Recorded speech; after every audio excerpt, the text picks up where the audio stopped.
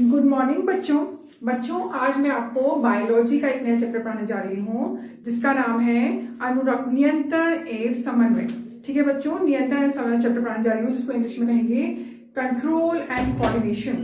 तो इससे पहले मैंने आपको बायोलॉजी का वो चैप्टर पढ़ाया था जैव प्रक्रम, लाइफ प्रोसेस। ठीक है, तो लाइफ प्रोसेस में आपको मैंने सजीवों में होने वाले जैव प्रक्रम के बारे में बताया था। जैव प्रक्रम के अंतर्गत आपने अनुरक्षण पढ़ा था। ठीक है, जीवों में अनुरक्षण पढ़ा था। अनुरक्षण का मतलब हुआ रख रखाव। ठीक है, हमारे जो जैव प्रक्रम के अंदर आपने क्या क्या पढ़ा था, हमारे कौन कौन से प्रक्रम होते हैं। हमारा होता है पोषण होता है, उसके बाद आपने पढ़ा था पाचन पढ़ा था। पोषण, हम पोषण लेते हैं, उसके बाद पोषण जो हम खाना लेते हैं उसका पाचन होता है। पाचन के बाद आपने पढ़ा था श्वसन पढ़ा था। ठीक है, श्वसन जो हम खाना खाते हैं उससे हमें ऊर्जा कैसे मिलती है, ऊर्जा श्वसन के द्वारा मिलती है। ठीक है बच्चों, श्वसन के बाद आपने क्या पढ़ा था, परिसंचरण तंत्र पढ़ा था जिसमें आपने हृदय पढ़ा था। हृदय में आपने देखा था कि हृदय में जो हमारा रक्त होता है वो परिसंचरण का काम करता है। ठीक है, वो हमारे हमने खाना खाया श्वसन के दौरान जो हमें ऊर्जा मिली वो शरीर के विभिन्न भागों तक पहुंचाता है। उसके बाद हमने पढ़ा उत्सर्जन तंत्र कि जो हमारा पचने के बाद जो हमारे शरीर में जो अन्य पदार्थ होता है, जो वेस्ट होता है, वो हमारे शरीर से बाहर कैसे निकलता है। तो ये हमने विभिन्न जैव प्रक्रम में पढ़ा था। तो आगे हम पढ़ेंगे बच्चों, अब हम पढ़ रहे हैं नियंत्रण एवं समन्वय। नियंत्रण माने क्या होता है, नियंत्रण मीन्स आप नियंत्रण समझते हो, नियंत्रण मीन कंट्रोल। आप अपने ऊपर कंट्रोल रखते हो कि आपको कुछ खाने का मन करता है लेकिन आप फिर भी अपने पे कंट्रोल रखते हो, अरे हमारे पास पैसे नहीं है, हम इस चीज को नहीं खा सकते हैं, तो आप अपने पे कंट्रोल कर लेते हो, तो इसी को बोलते हैं कंट्रोल। तो हमारे शरीर जो होता है कई अंगों से मिलकर बना होता है। आपने जैव प्रक्रम में कई प्रकार के अंग पढ़े, कई तंत्र पढ़े, जिसमें आपने देखा कि कई प्रकार के अंग मिलकर एक तंत्र का निर्माण करते हैं। और तंत्र में आपने देखा कि हर अंग तंत्र के अंदर हर अंग अलग अलग कार्य करता है। ठीक है बच्चों, तो उनमें सब में किसकी जरूरत होती है, नियंत्रण की जरूरत होती है। तो इससे पहले मैं आपको बता दूं, सजीव जो होते हैं, जो लिविंग ऑर्गेनिजम्स होते हैं, सजीव को की हम परिभाषा आपने पिछले अध्याय में पढ़ी थी। सजीव की परिभाषा मैंने आपको क्या बताई थी कि जिसमें गति होती है। ठीक है, गति का मतलब क्या हो रहा है, आप अपने आस चारों तरफ वातावरण में कितनी सारी चीजें देख रहे हो, तो जिसमें गति आप अनुभव कर रहे हो तो उसको आपने क्या कहा, सजीव कहा। ठीक है, तो सजीव जो होते हैं वो अपने चारों तरफ वातावरण में होने वाली जो भी क्रियाएं होती हैं, ठीक है, वातावरण में होने वाली जो भी क्रियाएं होती हैं उसके प्रति वो क्या करते हैं, कुछ रिएक्शंस करते हैं, कुछ प्रतिवर्ती, कुछ अनुक्रिया करते हैं। ठीक है, तो तो अनुक्रिया करते हैं, तो इससे वो उनको क्या कहा गया, सजीव। जो सजीव होते हैं अपने वातावरण में होने वाले कुछ क्रियाएं करते हैं। ठीक है, तो कुछ जो उनकी गति, जो उनमें जो गति होती है, कुछ गति तो उनका वृद्धि के अनुसार होता है। कुछ जैसे पौधे जो होते हैं, तुमने बीज बोया, बीज कुछ समय बाद तुम देखोगे कि बीज अंकुरित होके बाहर जमीन से बाहर निकल गया, कुछ समय बाद देखो उसमें वृद्धि हो रही है। तो कुछ तो एक तो तुम उसको कहोगे उसमें गति हो रही है, दूसरा कहोगे कि उसमें वृद्धि हो रही है। तो कुछ गतियां क्या होती है, वृद्धि का परिणाम होती है। लेकिन कुछ गतियां कैसी होती हैं, कुछ गतियां जैसे हमारे वातावरण में कोई भी क्रिया हो रही है, अपने आसपास के पर्यावरण में कोई भी क्रिया हो रही है, तो उसके प्रति जो हम अनुक्रिया करते हैं वो भी गति का ही परिणाम होती है। उसको भी हम कह सकते हैं, जैसे बिल्ली जो है वो क्यों भाग रही है, चूहे के पीछे भाग रही है। ठीक है, बच्चे खेल रहे हैं, बच्चे झूले में खेल रहे हैं, उनको आनंद आ रहा है। तो वातावरण के अनुक्रिया के प्रति जो हम क्रिया करते हैं वो भी गति का ही परिणाम है। तो हम नियंत्रण का मतलब हम क्या कहेंगे कि हमारे शरीर के अंदर जो अंग होते हैं, तो वातावरण के में जो भी क्रियाएं होती हैं उसमें हमारा शरीर क्या करता है, नियंत्रण करता है। ठीक है, तो इसको हम सही ढंग से आपको कैसे बताती हूँ। हमारा शरीर जो जीव, हमारे आसपास जो भी जीव पाए जाते हैं, जो भी ऑर्गेनिज्म पाए जाते हैं, वो कैसे होते हैं, बहुकोशिकीय जीव होते हैं। ठीक है बच्चों, मल्टी सेलुलर ऑर्गेनिजम्स होते हैं, बहुकोशिकीय जीव होते हैं। ये क्या करते हैं, ये विभिन्न कोशिकाओं से मिलकर बने होते हैं। कोशिकाएं मिलकर क्या बनाती हैं, एक आपको पता होगा ना बच्चों, वो ये कोशिकाएं मिलकर क्या बनाती हैं, कोशिकाएं मिलकर बनाती हैं ऊतक। ठीक है, और मिलकर क्या बनाती हैं, ऊतक का निर्माण करती हैं। ये कोशिकाएं जो मिलके, बहुत सारी कोशिकाएं मिलकर एक ही कार्य करती है, वो ऊतक है। और बहुत सारे ऊतक मिलकर क्या बनाते हैं, एक अंग का निर्माण करते हैं। और अंग मिलकर क्या बनाते हैं, अंग तंत्र का निर्माण करते हैं। ठीक है, बहुत सारे अंग मिलकर एक तंत्र का निर्माण करते हैं, अंग तंत्र का निर्माण करते हैं। और अंग तंत्र मिलकर एक शरीर बनाते हैं, एक ऑर्गेनिज्म बनाते हैं। ठीक है, शरीर या जीव बनाते हैं। तो हमारा शरीर जो है वो बहुत ही जटिल है। इसमें बहुत सारे अंग मिलकर एक अंततंत्र का निर्माण करते हैं और सारे अंग जो होते हैं अलग अलग प्रकार के कार्य करते हैं। ठीक है, सारे अंग जो है अलग अलग प्रकार के कार्य करते हैं और इन अंगों पे नियंत्रण, कंट्रोल की बहुत ज्यादा आवश्यकता होती है। तो हमारा शरीर जो होता है बहुत ही जटिल होता है। जटिल मतलब कॉम्प्लेक्स होता है। ठीक है, तो कॉम्प्लेक्स होता है हमारा शरीर जो होता है, हमारे बॉडी के अंदर बहुत सारे पार्ट्स होते हैं। जैसे हमारा अमाशय होता है, हमारा लिवर होता है, हमारा लिवर होता है। ठीक है, वो हमारा यकृत होता है, लिवर को बोलते हैं यकृत। आपको याद होगा बेटा, आपसे क्वेश्चन होता है हमारे शरीर का सबसे बड़ी ग्रंथि कौन सी होती है? लिवर होता है। ठीक है, तो जो लिवर होता है और हमारा जो लंग्स होते हैं, फेफड़े होते हैं, ठीक है, ये सब अंग होते हैं। उसमें भी छोटे छोटे बहुत सारे अंग होते हैं जो मिलकर इस पूरी क्रिया को अंजाम देते हैं। और हमारा जो किडनी होती है, हमारी जो किडनी क्या होती है? वृक्क होते हैं, वृक्क। ठीक है बच्चों, और हमारा आमाशय होता है। ये सारे अपने अलग अलग कार्य करते हैं। तो इनको किसकी आवश्यकता होती है? कंट्रोल की आवश्यकता होती है। अगर हमारा हृदय सही ढंग से नहीं धड़केगा, अगर ज्यादा धड़कना शुरू कर देगा या कम धड़कना शुरू कर देगा, तो हमारा शरीर क्या हो जाता है? हम बीमार पड़ जाते हैं। ठीक है, तो इसलिए इन सबको कंट्रोल की आवश्यकता होती है। कंट्रोल्स अगर ये नियंत्रण से कार्य नहीं करें तो सारा सिस्टम हमारे शरीर का बिगड़ जाएगा। आपने देखा होगा, अगर हम सही खान पान नहीं करते हैं, हमारा सही कंट्रोल से खाना नहीं खाते हैं, अगर हम अत्यधिक किसी चीज का भी सेवन अत्यधिक कर लेते हैं, तो हमारा जो खाने में नियंत्रण हट जाता है। या हमारा किसी चीज में भी अगर हम सोने का टाइम गलत कर देते हैं, नियंत्रण से नहीं सोते हैं, नियंत्रण से नहीं खाते हैं, नियंत्रण से अपना काम नहीं करते हैं, तो हमारा बैलेंस बिगड़ जाता है। तो इसलिए हमारे सजीवों में कोई भी कार्य करने के लिए नियंत्रण की आवश्यकता होती है। इसको बोलते हैं कंट्रोल।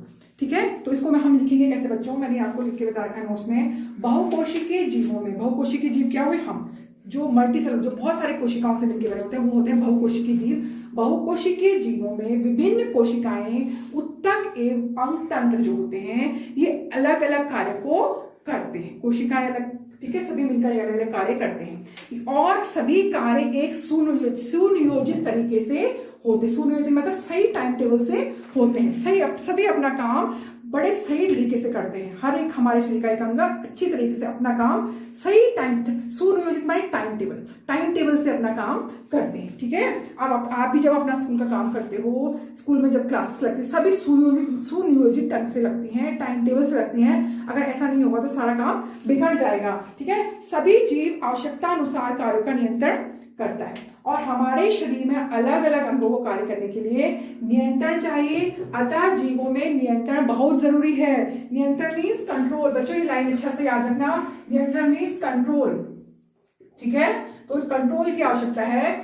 इसी प्रकार शरीर के विभिन्न अंगों के बीच, अब हमारे शरीर में क्योंकि सब कंट्रोल से तो काम कर रहे हैं, लेकिन इन अंगों के बीच जो अमाशय है, लिवर है, हार्ट है, इनके बीच आपस में तालमेल होना भी बहुत जरूरी है। ठीक है बच्चों, आप अपने घर में ही देख लो, आपके घर में सभी प्रकार के अलग अलग प्रकार के लोग रहते हैं। फॉर एग्जाम्पल अलग प्रकार के लोग रहते हैं।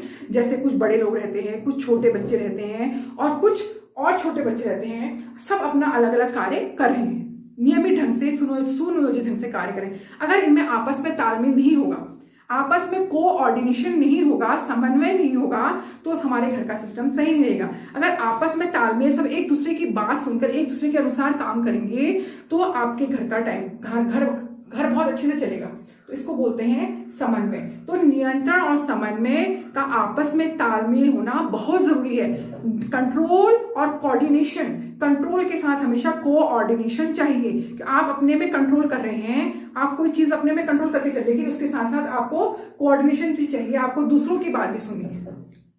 ठीक है, आपको दूसरों की कहना भी मानना है, आपके दूसरों के अपने बड़ों की बात भी सुननी है, अपने छोटों के अनुसार भी चलना है, उसी टाइम टेबल के अनुसार अपने अपना घर में रहना है। ठीक है, तो यही होता है कंट्रोल एंड कोऑर्डिनेशन।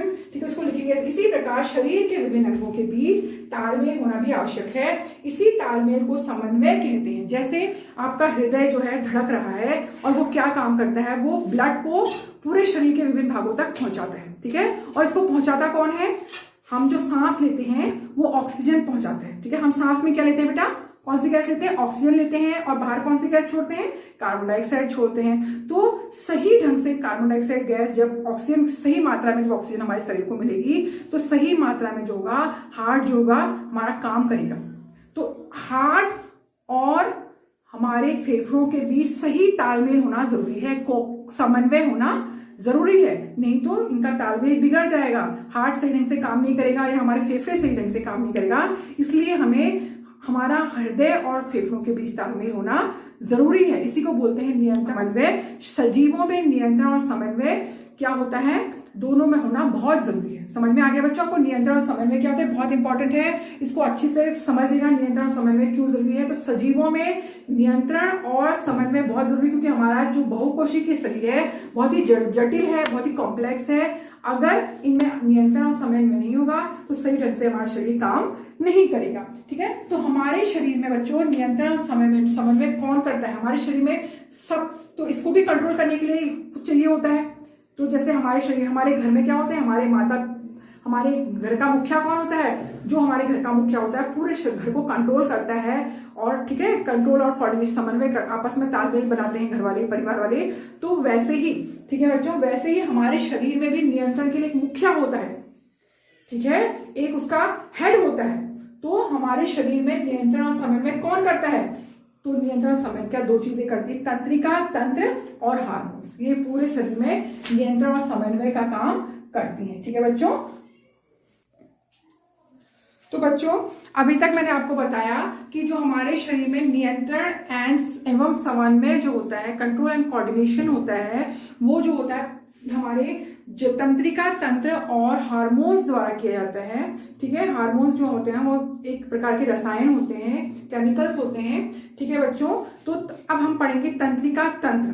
तंत्रिका तंत्र क्या होता है, तंत्रिका तंत्र जो होता है ये हमारे शरीर में तंत्रिकाओं का एक जाल होता है हमारे शरीर में। तंत्रिकाएं जैसे हमारे शरीर में पेशियां होती हैं, वैसे ही तंत्रिका तंत्र भी हमारे शरीर में होता है, पूरा जाल फैला होता है जो कंट्रोल और कोऑर्डिनेशन का काम करती है हमारे शरीर में। ठीक है बच्चों, नियंत्रण समन्वय का करती है। इसमें जो होते हैं पेशी ऊतक जो होते हैं, मसल्स टिश्यू जो होते हैं, पेशी जो ऊतक होते हैं, ये तंत्रिका तंत्र, पेशी ऊतक और जो तंत्रिका तंत्र होते हैं, ये मिलकर नियंत्रण और समन्वय का कार्य करते हैं। अभी कैसे करते हैं आपको बताती हूँ बच्चों। देखो, तंत्रिका कोशिका जो होती है, वो तंत्रिका कोशिका, इसको न्यूरॉन भी बोलते हैं इंग्लिश में। ये जो होती है तंत्रिका, एक कोशिका होती है, छोटी कोशिका होती है। आपने क्लास 9th में पढ़ा होगा कि हर एक कोशिकाओं का जो आकार होता है वो अलग अलग होता है। हमारी रक्त कोशिकाएं होती हैं वो अलग आकार की होती है, हमारी पेशी कोशिकाएं अलग आकार की होती हैं, और हमारे जो अलग अलग कोशिकाएं अलग अलग आकार की, तो हमारी पेशी कोशिकाएं जो होती हैं वो अलग आकार की होती हैं। तो इसी प्रकार जो हमारी तंत्रिका कोशिका होती है, वो जो इकाई होती है, यूनिट, एक सिंगल यूनिट होती है तंत्रिका तंत्र की। ठीक है बच्चों, तंत्रिका तंत्र की जो होती है इकाई होती है, इसको इंग्लिश में न्यूरॉन्स बोलते हैं। ठीक है, तंत्रिका कोशिका जो होती है तंत्रिका तंत्र की एक सिंगल यूनिट होती है, और ये बहुत सारी तंत्रिका कोशिकाएं जो होती हैं मिलकर एक तंत्रिका तंत्र का निर्माण करते हैं। हमारे शरीर में एक जाल होता है इसका पूरा। ठीक है, इसको बोलते हैं नर्वस सिस्टम। तो जो तंत्रिका कोशिकाएं होती हैं ये हमारे शरीर के कुछ अंग होते हैं, विशिष्टीकृत अंग होते हैं, जो जिसे ज्ञानेंद्रियां कहते हैं।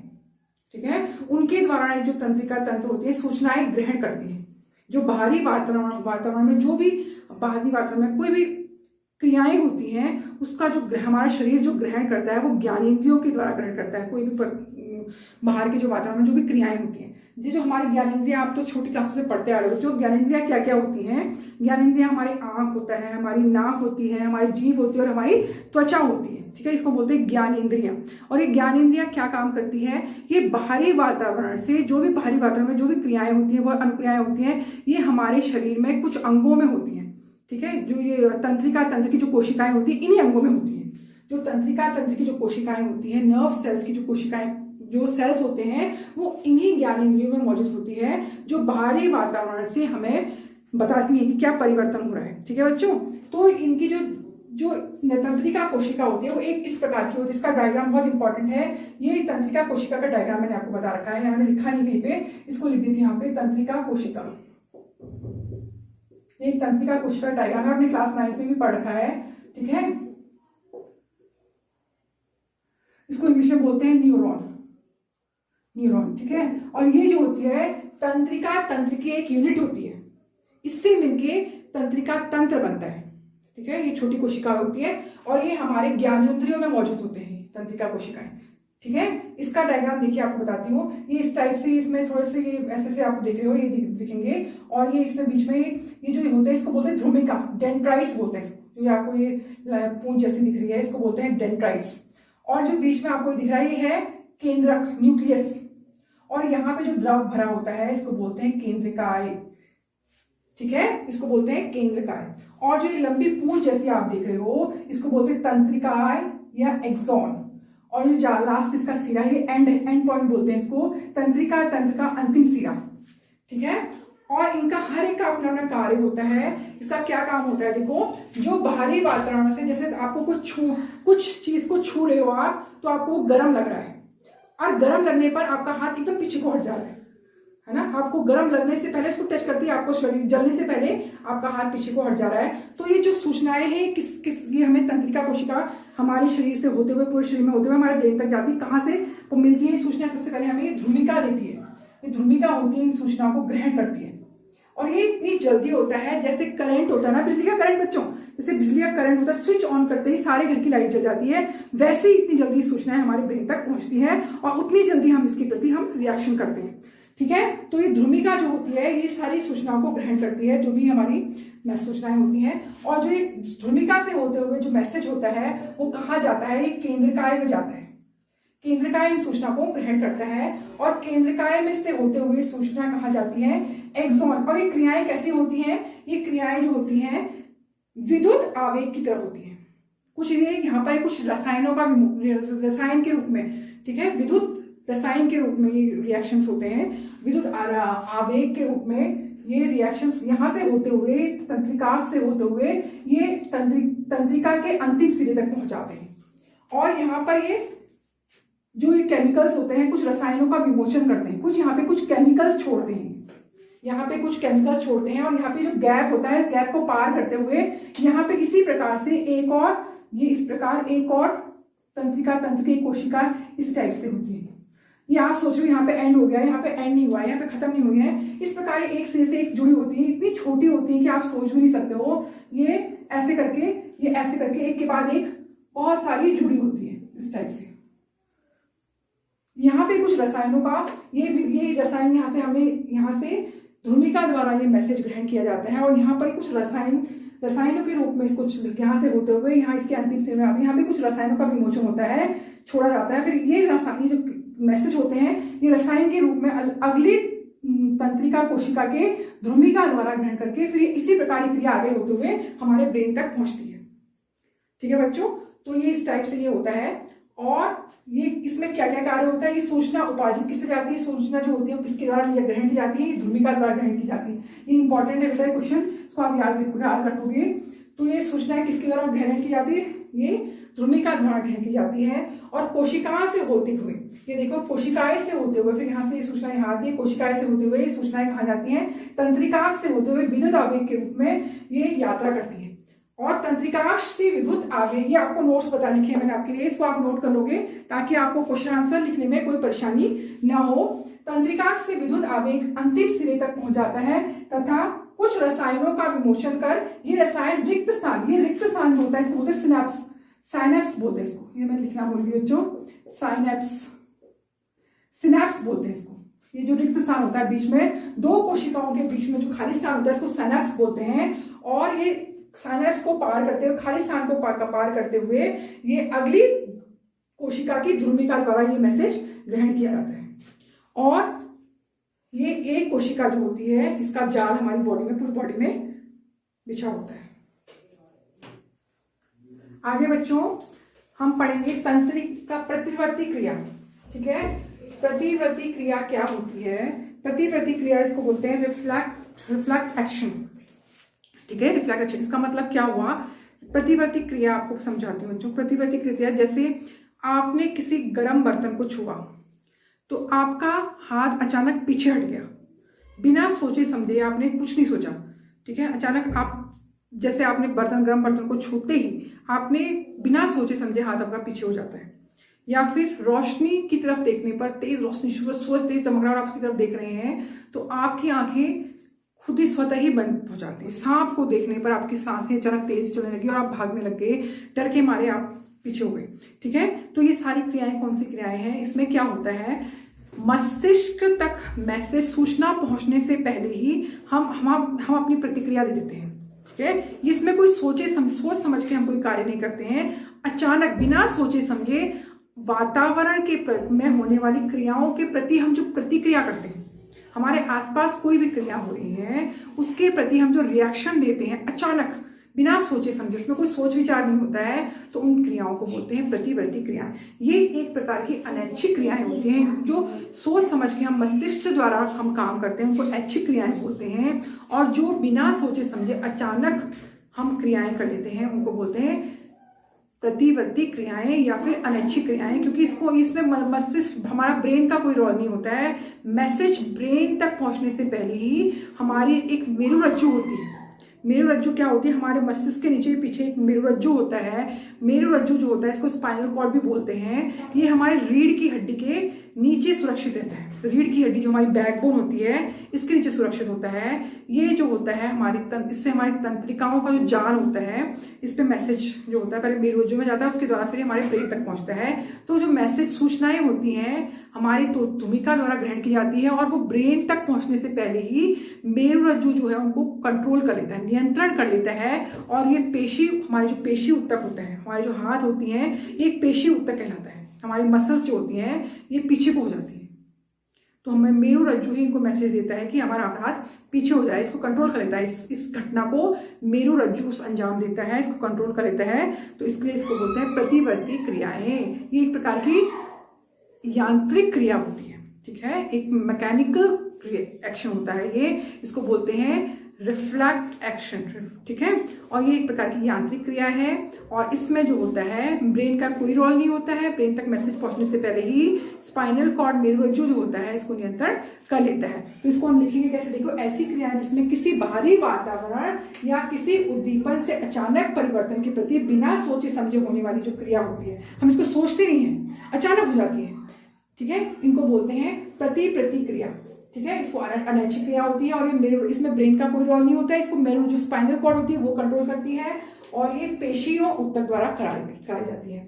जैसे सांप को देखने पर या किसी खतरनाक जानवर को देखने पर हमारा अचानक पीछे हट जाना, गर्म वस्तु को छूने पर कोई चीज हमें गर्म लगे अचानक हमारा पीछे होती है ना, सोचे समझे हम पीछे को कर लेते हैं। अगर हमारा तेज रोशनी की तरफ हम देखते हैं तो हमारी आंखें स्वतः ही बंद हो जाती हैं। तो ये सारी प्रतिवर्ती क्रियाएं के ही उदाहरण है। ठीक है बच्चों, आपको समझ में आ गया होगा प्रतिवर्ती क्रियाएं अच्छे से हैं। तो इसकी जो स्टेप्स हैं वो आपको आगे बताऊंगी कि मेरुरज्जु कैसे इसको अंजाम देता है, कैसे पेशी कैसे इसको करती है। ये प्रतिवर्ती चाप आपको बताऊंगी अगले वीडियो में। ठीक है बच्चों, और बच्चों जिसके पास बुक्स नहीं है, आपने मुझे कमेंट करके भेजा था कि मैडम हमारे पास बुक्स नहीं है, तो जिन बच्चों के पास बुक्स नहीं है वो बुक्स कृपया करके खरीद लें, क्योंकि ये लॉकडाउन के दौरान आपकी पढ़ाई नहीं हो पा रही है और बीच में मेरा भी घर में बहुत काम हो रहा था, जिसके कारण मैं आपको समय नहीं दे पा रही थी बच्चों। तो इस कारण अब मैं आपको सारे बच्चे बुक्स ले लें कि कोई चीज़ अगर आपकी छूट जाती है तो आप बुक से उसको कर लें। और आपको मैं कुछ क्वेश्चंस दूंगी जिसको आप करेंगे, इस एक्सरसाइज पे करेंगे, तो आप सारे बच्चे बुक्स ले लें। ठीक है, तो थैंक यू बच्चों।